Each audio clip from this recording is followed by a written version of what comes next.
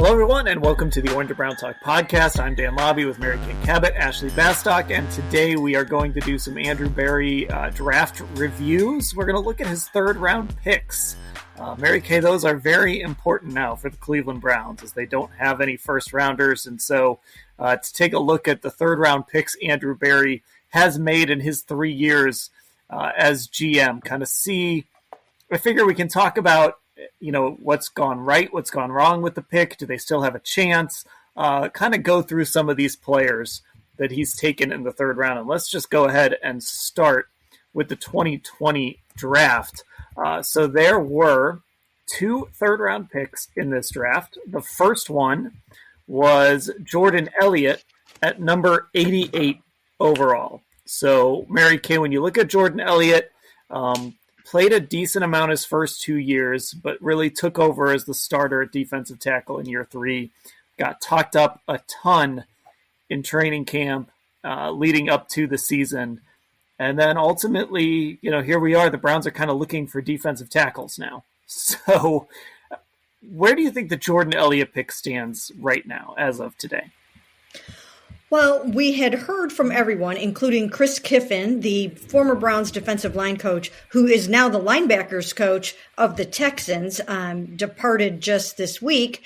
We had heard from him that Jordan Elliott was supposed to have a breakout year last year. And then Myles Garrett followed that up and basically said the same thing. They thought they saw that he was lights out in the offseason and that he was really, really coming around and he was poised to take that big, huge step up into that starting role. It didn't really happen. I don't know if one of you guys have pulled up his PFF grade from last year yet, but it wasn't what you would expect. It was pretty low down the totem pole in terms of where he ranked amongst defensive tackles in the NFL. And it's just not what you need. And when you look at a Jim Schwartz defense, and I just posted a story talking to some Eagles defenders about Jim Schwartz, but one thing we know about him is the fact that he really loves his defensive tackles, and they have to perform very well. They have to be able to get to the quarterback. They have to be disruptive. They have to get pressures, tackles behind the line of scrimmage, force some fumbles, swats down some passes, and a lot of times they make it to the Pro Bowl. So that's the caliber of defensive tackle that Jim Schwartz is going to need on his defense. If Jordan Elliott is going to be a guy that he relies on, he's really going to have to step it up in his second full season as a starter in 2023, if that's the way it shakes out. Yeah, Ashley, this isn't the most analytically driven analysis here, but just in 3 years of sitting in press boxes and hearing them announce every play, every tackle, I just haven't heard Jordan Elliott's name a lot. Now, he did get 2 sacks, I believe it was, this year, but I just never felt like he was an impactful defensive tackle along that line.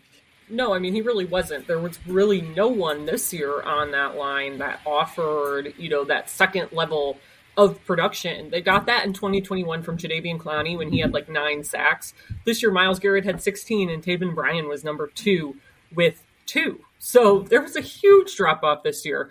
Looking at Jordan Elliott's PFF grades, these were across the board the lowest grades of his career, except for his pass rush grade at 59, again, because of those 2 sacks. I think he had 21 total pressures this year. But that was his highest grade overall. I think we went over this before, that when you looked at where the Browns defensive tackles ranked across the league, he was in the 130s for defensive grade. He had the worst run defense grade on the team. And that's obviously not what you want out of the front of your defense. So I think it's safe to say, the way guys were talking about him, I think we expected there to be more production in terms of rushing the passer, creating takeaways, stopping the run, seeing those kind of big hits that you would expect given the way they were talking about him. And we just didn't see that. So I want to talk about these 2 players together. I have questions about both of them together. So let's also talk about that other third-round pick that the Browns made, and this one was at number 97 overall. This was a supplemental pick. Jacob Phillips out of LSU. So Mary Kay, when you look at Jacob Phillips, this was a guy that it seemed like somebody wanted him to start, whether it was the coaching staff or the front office or someone wanted Jacob Phillips to be the starting middle linebacker this year. It ended up being Anthony Walker. And when Jacob had his opportunities after Walker got hurt, before Jacob got hurt, it wasn't great. He didn't really show much to be like, okay, maybe there's something here. It's been injuries, it's been performance, it's just been a lot of things with Jacob so far. It really has. And, last year he suffered the torn biceps and missed most of the season. And then, of course, he comes back this year. They had very high hopes for him. He was in that battle. But Anthony Walker was not about to give that job up very easily at all. He stepped up his game in a very big way and really seized the moment and took that job to the point where I thought he was playing some of the absolute best ball of his career in his first few games before he suffered the torn quad, which is a really tough injury to come back from. So Jacob, unable to beat out Anthony Walker, that doesn't really speak very well of what he's been able to accomplish so far. And as you mentioned, then he ended up with a torn pec. So now he is in the process of trying to work his way back from that. And it's just going to be a matter of, can he overcome these injuries? And what does Jim Schwartz see in him when he's watching the film? Does he believe that he needs an upgrade? I mean, he's already talked about how he wants, really fast, aggressive, smart linebackers. And Jacob was supposed to be all of those things until, of course, he got derailed by the injuries. So, he's going to come back. He's going to have a chance. You always give your draft picks more of a benefit of the doubt than you do anybody else. And I think that's especially so with this regime. They're loath to give up on their draft picks. They really want to make something of them, and they draft them really young and don't expect too much out of them right away. So yeah, we'll have to see, where that's going to go in terms of whether or not he's going to nail down the starting job in Jim Schwartz's defense or whether Jim has other ideas. There's so many question marks at linebacker. It's so tough to say right now who is going to be out there starting on opening day. Yeah, Ashley, I mean, I wish the conversation with Jacob was, hey, when he's healthy, he's been really effective. It's just been the injuries. But unfortunately, just when he got that opportunity last year, you just didn't see it. And there just wasn't enough time before he got hurt again for him to, maybe there's a world where he plays 12 games and he gets better as the season goes along, but we just never got to see if that was going to happen. Yeah, and I think for me, the first sign that, maybe something isn't going so well here or how the Browns want it to be was when he didn't get that starting job in the first place. Because like you said, Dan, I mean, everything, the stars were aligning for that to be him. And Anthony Walker missed a lot of time with, I think, a back injury in training camp. It was either a back injury or a groin injury. Everything kind of aligned for Jacob Phillips. And then Anthony Walker came out there and kind of just showed, no, you guys still need me. He forced their hand, essentially. And I think when Anthony Walker left with his injury, his season-ending injury, you saw the communication breakdowns more because that's what he's really good at. I think that's probably what pushed him over the edge when it came to who are we going to start here. And you're right. I mean, we just haven't seen the production from this guy when he's healthy. He hasn't been healthy super often. He's been hurt every single year. And it gets really hard to build up consistency at that point, to the point where you're learning how to be productive in the NFL as a starter or as a key player who's getting a lot of defensive snaps. So I do think there's plenty of reason to be concerned about him, that we haven't seen more from him already and that he's been injured as often as he is. So I said I wanted to talk about these two together. So Mary Kay, which of these two players do you think has a brighter future? Or even maybe just has a future? Which of these two guys do you still think has a chance? It's a really good question, Dan. It's a great question. As I've always said, you expect your third-round picks to be either key contributors in a rotation or starters by now. Now that we are here heading into the 2023 season, that's the fourth season for those guys. It's time for them to really show what they have, or you have a pretty good idea that they're not what perhaps you thought they were going to be. Out of the two of them, I would say maybe Jordan Elliott, just because Jacob has had such a tough time with the injuries. I also think that a torn pec is probably going to be a little bit difficult to come back from. So for right now, because of health reasons, more so than anything, I think I'm going to say Jordan. Ashley, that's my answer too. I'll add that I think when you kind of look at roles, the middle linebacker is going to be the middle linebacker for the most part. They did a little bit of rotating with Awok and Jacob, but I think you could invest. I'm doing my free agents they could steal from the NFC East teams, and Javon Hargrave was one to look at. Now, he's going to be super expensive. I doubt they're going to sign a guy like that, but you could invest money and draft picks in that position, and Jordan Elliott could still be a rotational guy. So, I think just for that alone, that might be one of the reasons I would say him too. Yeah, I would also say him. And that middle linebacker spot, they also, if Sione Takitaki comes back and he gets healthy following that ACL surgery, he did a really nice job when he had to go in there, and he had never really played Mike linebacker before. So that's another option even that they have, if depending on what they do and depending on how healthy he is. But I do think there was a reason to that a lot of guys were singling Jordan Elliott out early.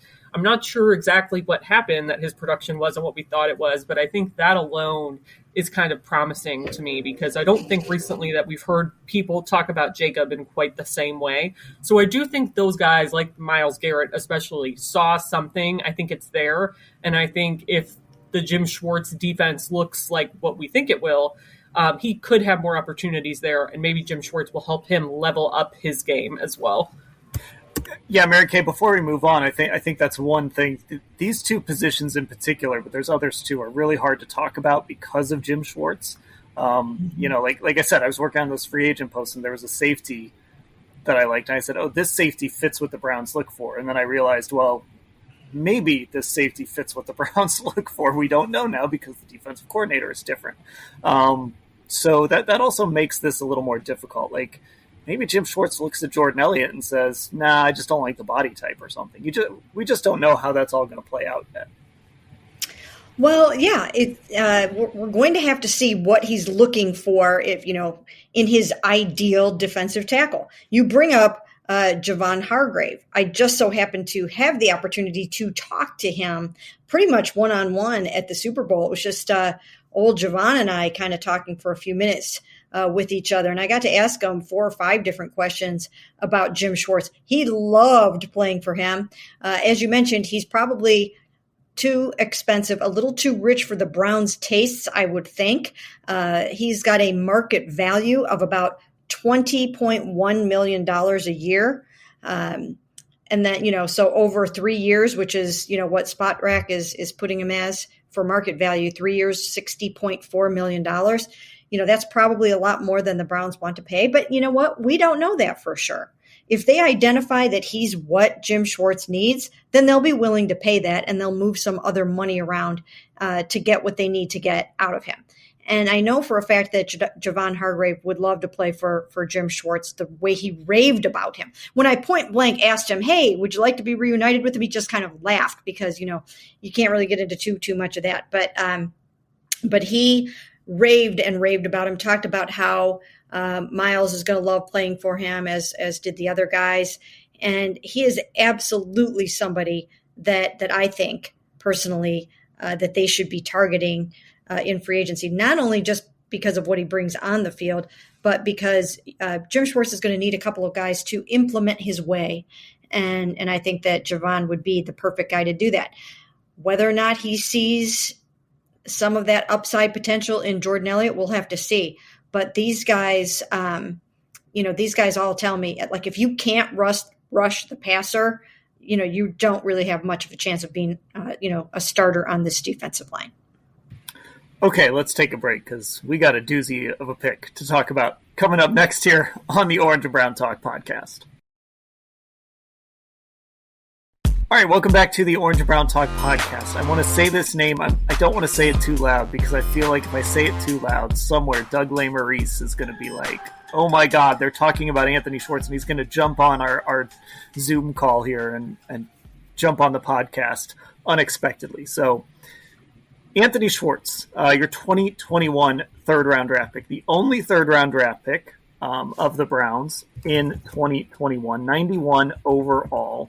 I actually remember when the Browns did one of those behind-the-scenes draft day things. Andrew and Kevin were standing in one of their offices, and I think it was Kevin who said something like, man, we got that guy in the third round. They were excited about this pick. Mm-hmm. It obviously has not worked out for a lot of reasons. Mary Kay, what do you think they got wrong with Anthony Schwartz? Well, there's a couple of things. I had known for a while that, that Anthony was seeking some help, some professional help for his, for his issues, just in terms of emotional issues related to, and not so related to, football and trying to get out there and play this game. And then, of course, Ashley was able to actually talk to him about that and do a really nice story on that. But this is something that's been going on with him for quite a while. This was not something that just popped up, this season or even, a few weeks before we got him on record talking about it. This has been going on for a while. So I think that's part of what went wrong here is that you really can't predict someone's emotional health. You can't predict that someone's going to get out on the field and start having, some issues with anxiety or whatever the case may be. So that has a lot to do with this. But I think just in general, that not only does Anthony Schwartz need to get emotionally, mentally well, but he also needs to get physically tougher. I mean, I just remember, just watching this one drill, and I think you guys might have been there too, where we were watching this one gauntlet drill where the receivers have to get through squeeze themselves through these pads, and he got stuck. I mean, and it was tough to watch, and that can't be at this level. So he's really got to work hard on his physical game, and he has to continue to work hard on his emotional game, which he's been doing for a long time. If he can solve those things, and those are pretty big things, then maybe he can take advantage of his speed and he can take advantage of the other skills that he brings to the table. But those things have gotten in the way for him and have really prevented him from being the player that the Browns think he can be. Yeah, I mean, as Mary Kay was describing that drill, before she even got into the description, Ashley and I both nodded our heads because we knew exactly what you were talking about. That was a moment in training camp for sure, or early in the season, whenever it was. I went back. I randomly was looking at another draft receiver, one of these other guys that was a sprinter, world-class speed type of guy. And I kind of watched him a little bit, and I kind of got curious and went back and watched some Anthony Schwartz YouTube highlights. That's the film I watch on draft prospects, just full disclosure. And I kind of wish I would have done it a little closer when they first drafted him, because it was a lot of gimmicky stuff and it was a lot of straight ahead stuff. There wasn't a lot of hey, this guy's a receiver stuff. And I wonder if Ashley, the Browns just fell in love with that speed a little bit too much and thought maybe they could develop the rest of his game into being that complete, full receiver that they were hoping he could be for them.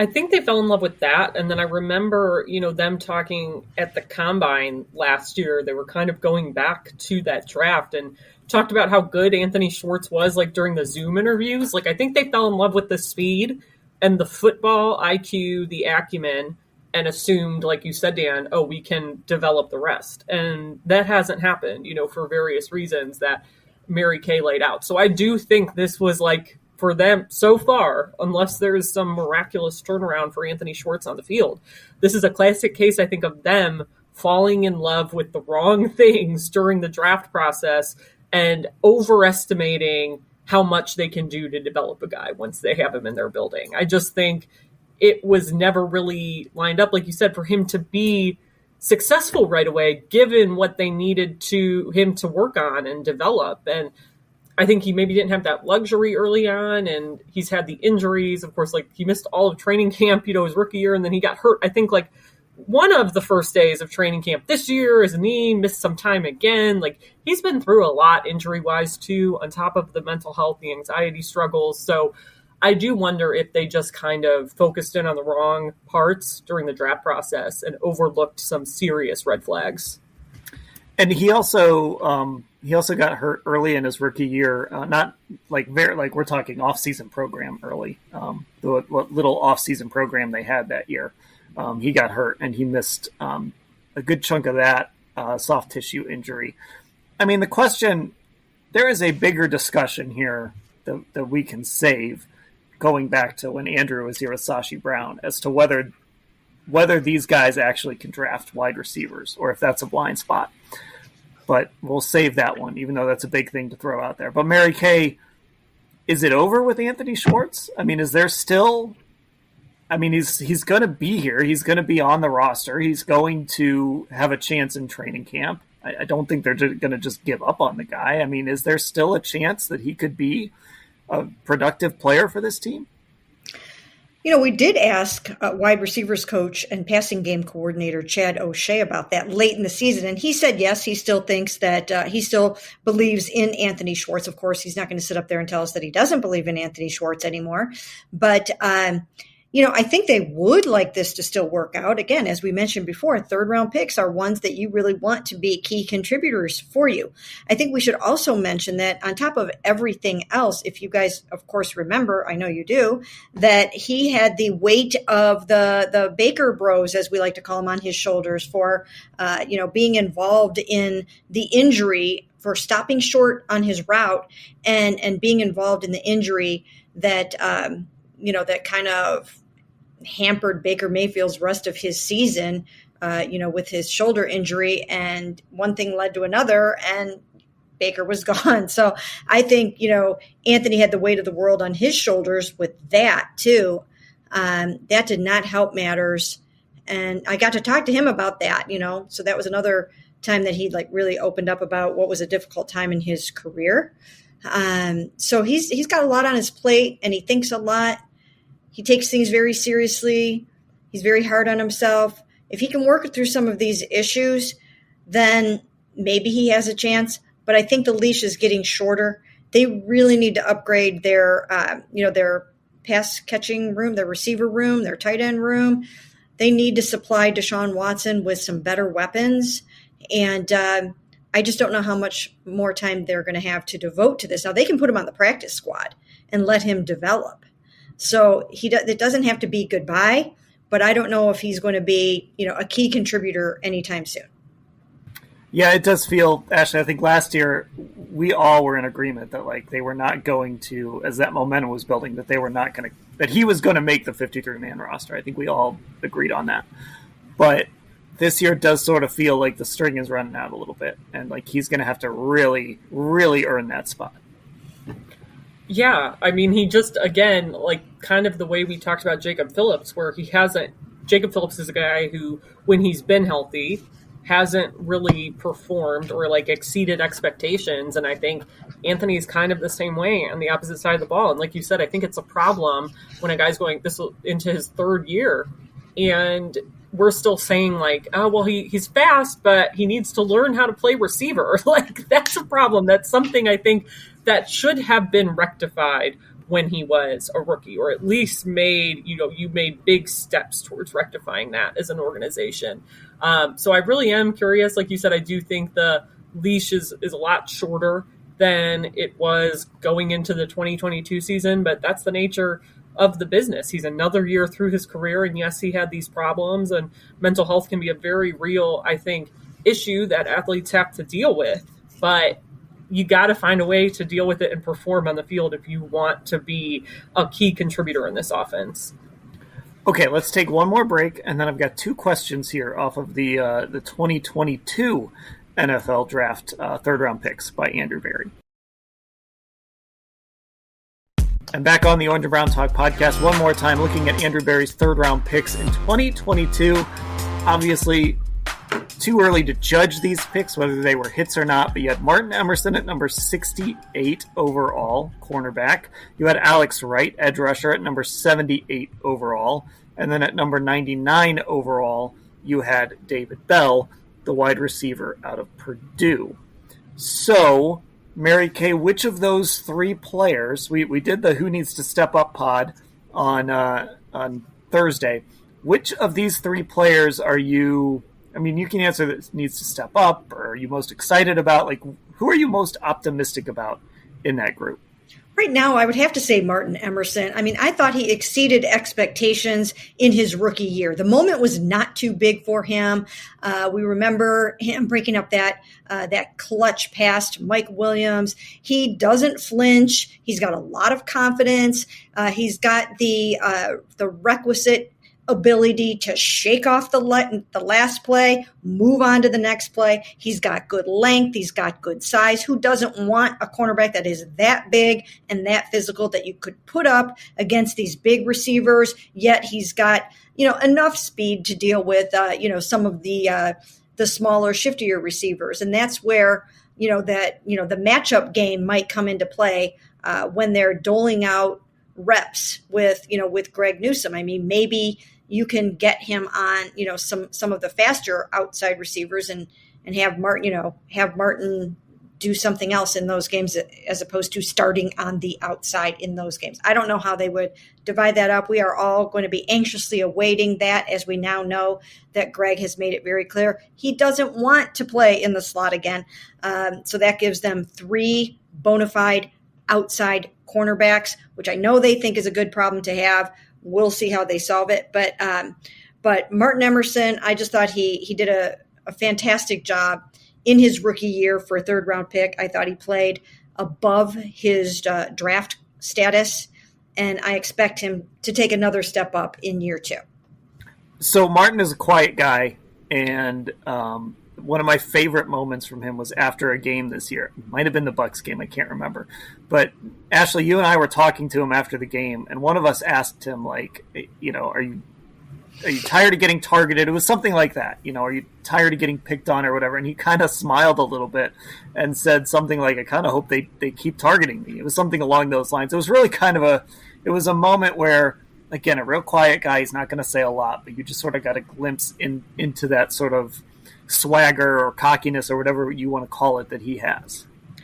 Yeah, and I think when you look at his performance on the field, like on top of that, and like we said, he's not really bothered by much. I think about in week 3 against the Steelers when George Pickens made that crazy catch, and truthfully, watching it as an objective observer, it felt like there was nothing different Martin could have done on that play. Like, it was straight up just an amazing catch. And we talked to him the following week, and he listed off like 3 things he thought he could have done differently. But he also wasn't really bothered by it. Like, he was just like, yeah, it's just like a learning experience. I know I'm getting targeted, but, that he talked a lot to Greg Newsome about it because Greg went through the same thing his rookie year.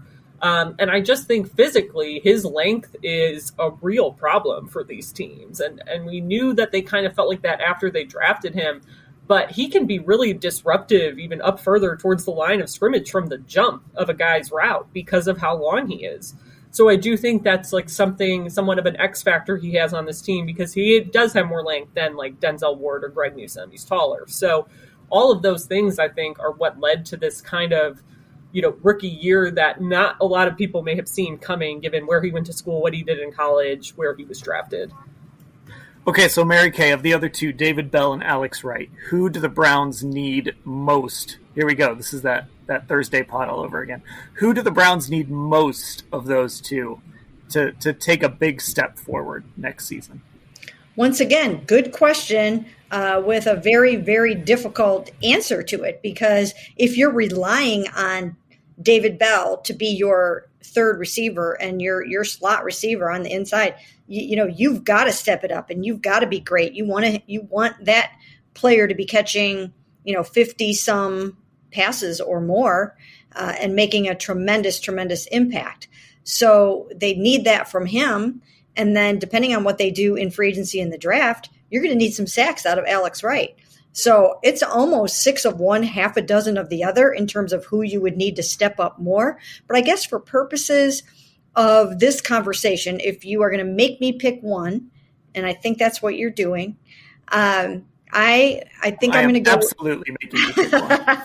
I think I'll go with Alex Wright, because I think you can find other guys to catch the ball. I mean, Michael Woods had showed some promise. Dalen Baldwin showed some promise. Undrafted rookie. Moment was not too big for him. So he's somebody that I think you can plug in there too, in the event that, you had to pick one of these two guys. I think you could find other guys that you could get some production out of at receiver. But edge rushers, those are hard to come by. Now, hopefully for them, they'll be able to go out and sign themselves I don't even know who. Brandon Graham he's up there, man. But he had 11 sacks last year. And he's only like $5.7 million in terms of what he would cost, according to Spot Rack. But you're going to need two guys that can contribute a significant amount of sacks, 8, 9, whatever the case may be. So somehow Jim Schwartz has to dig in there and see what he can get out of Alex Wright. They love him. They loved what they saw in him. They loved the potential in him. Now it's time for him to get home and sack the quarterback. Ashley, same question. I was also going to say Alex, just because, again, like I said earlier, the drop-off in pass rushing production, it was Myles Garrett and then everybody else. They need as much help as they can get, and I think the issue for me and why I would say Alex is because even though they need another edge rusher, at least one more edge rusher, I think the situation at defensive tackle is a bit more dire when it comes to the guys you have on your roster currently.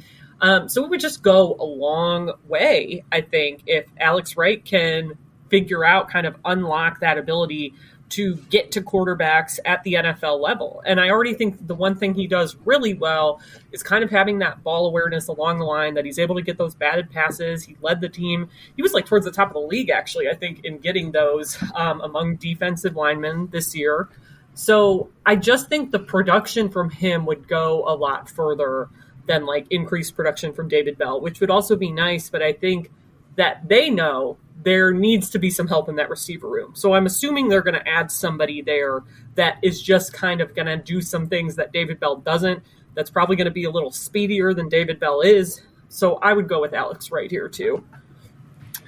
Okay, I think the lesson here is there's still big question marks, I guess, on third-round picks for this team. We talked about those first 2 years. We're still kind of waiting on some of those guys. And like I said, this last year, it's too early to really judge these guys. But, at least Martin Emerson, I think we're all pretty excited about what he can do. If they can just get something out of one of those other two guys that we just talked about, that would certainly help Andrew Berry's resume. And he's got to hit on these guys, Mary Kay. He's going to have to hit these picks moving forward. Well, when you look at what this exercise that we just did, and we ran through these 6 third-round picks since he's been here, right now, conceivably, we're looking at potentially one full-time starter in Martin Emerson, depending on what happens with Greg Newsome. We don't know if Jordan Elliott is going to continue to be a full-time starter, and we really don't know about any of these other guys. So you want your batting average to be better than 1 out of 6 here. You need to get a couple more starters out of these guys by now. So there should be at least 3 out of 6 of these guys should be starting or being really big-time contributors. So this is a big year for them to step up and prove it. Okay, there we go. Our look at the third-round picks by Andrew Berry here on the Orange and Brown Talk podcast. Make sure you're subscribed on Apple Podcasts. Leave us 5-star reviews there and also on Spotify. And check out Football Insider, cleveland.com/Browns, the blue banner at the top of the page. And, as I've been promoting, our YouTube channel, Cleveland Browns on cleveland.com. If you search that on YouTube, you'll be able to find us and get all sorts of great Browns videos all throughout the offseason. We do 2 videos every day that go up from this podcast alone. So it's worth checking that out as well. For Mary Kay and Ashley, I'm Dan. Thanks for listening, everybody.